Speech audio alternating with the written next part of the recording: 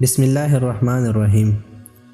حضرت سلمان رضی اللہ عنہ فرماتے ہیں کہ ہم لوگ حضور صلی اللہ علیہ وسلم کے ارد گرد بیٹھے ہوئے تھے کہ اتنے میں حضرت ایمن رضی اللہ عنہ آئی اور انہوں نے کہا، یا رسول اللہ صلی اللہ علیہ وسلم، حسن اور حسین رضی اللہ عنہ گم ہو گئے ہیں۔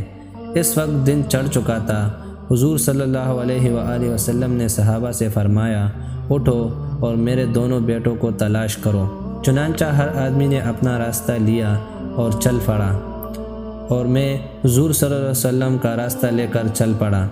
حضور صلی اللہ علیہ وآلہ وسلم چلتے رہے یہاں تک کہ ایک پہاڑ کے دامن میں پہنچ گئے تو دیکھا کہ حضرت حسن اور حسین رضی اللہ تعالیٰ عنہ ایک دوسرے سے چمٹے ہوئے کھڑے ہیں، اور پاس ہی ایک کالا ناگ اپنی دم پر کھڑا ہے جس کے منہ سے آگ کی چنگاریاں نکل رہی ہے۔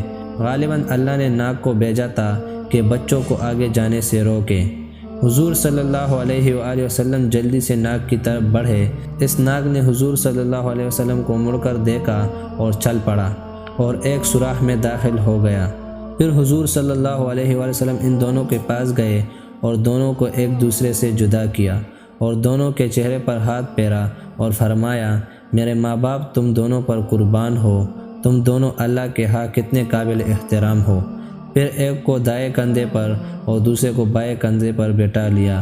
میں نے کہا، تم دونوں کو خوشخبری ہو کہ تمہاری سواری بہت ہی عمدہ ہے۔